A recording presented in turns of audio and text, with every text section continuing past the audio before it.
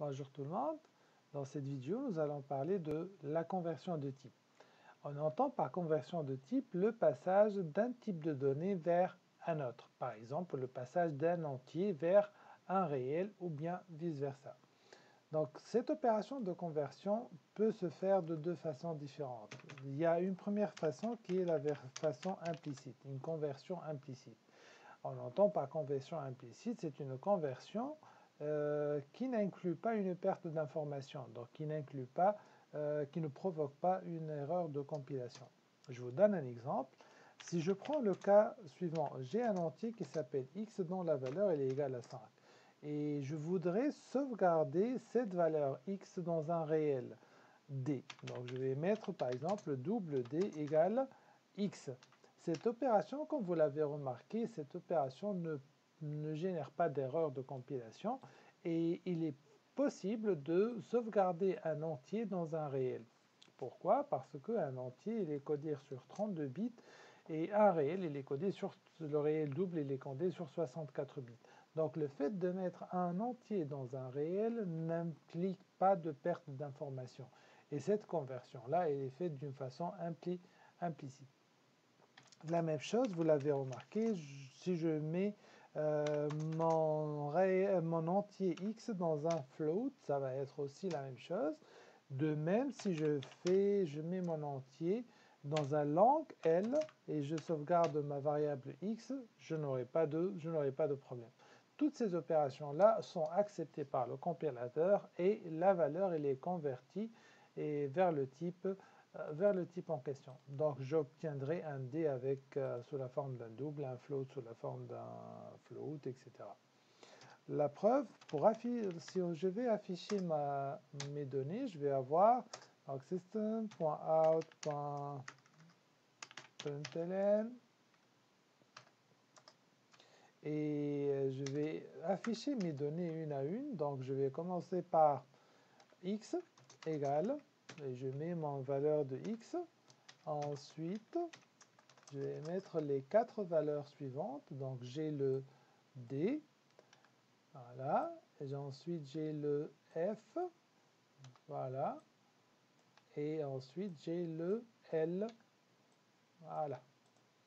Donc lorsque j'exécute maintenant, je vais avoir un X qui va contenir 5, un D aussi qui va contenir aussi 5, mais qui sera affiché sous la forme 5.0 parce qu'il est sauvegardé dans un double. La même chose pour un float F et la même chose pour le L sous la forme d'un long.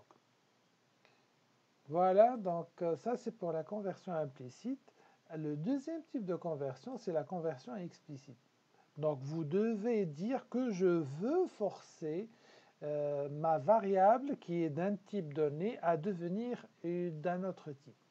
Pourquoi on dit forcer? Parce que si je ne force pas cette variable à changer de type, le compilateur va générer une erreur de compilation. La preuve, donc on parle de conversion explicite. Voilà. Je vais maintenant prendre un double que je vais appeler D1 et dans lequel je vais mettre 2.5. Donc mon double, mon réel, il contient 2,5. Je veux sauvegarder ce double-là dans une variable x1. Donc je vais mettre quoi? En fait, c'est comme si j'allais prendre uniquement la partie entière de 2.5. Je vais juste prendre le 2.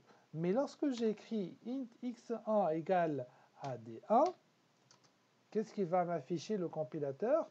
Il va m'afficher que c'est une erreur parce que la ligne est soulignée. Et c'est quoi cette erreur-là?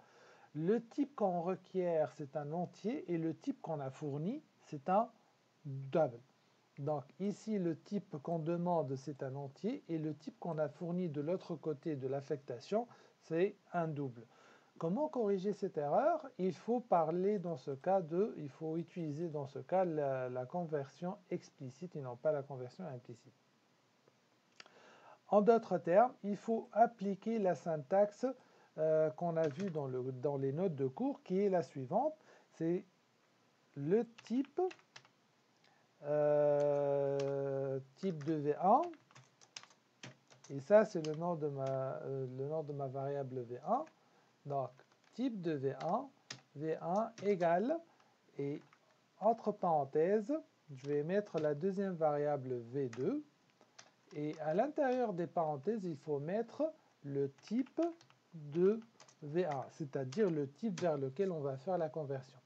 Donc ça, c'est grosso modo la syntaxe de la conversion. Donc si je vais l'appliquer à mon cas de figure ici, je vais avoir int x1, donc V1 ça va être x1, et le type de V1 c'est entier. Donc ici, il faut mettre entre parenthèses le type int. Donc de cette façon, le compilateur reconnaît que je veux forcer des 1 qui est de type entier, de type réel, à devenir un entier, et par conséquent, je ne vais sauvegarder que la partie entière de mon décimal. Donc si j'affiche maintenant system.out.println, je vais afficher mon x1. Bien sûr, mon D1 il ne va pas changer si j'affiche mon x1. On va faire les deux de toute façon. Donc, si j'affiche mon x1, voilà, plus x1, donc x1 égale, et là, je vais afficher D1 et je vais mettre D1 égale.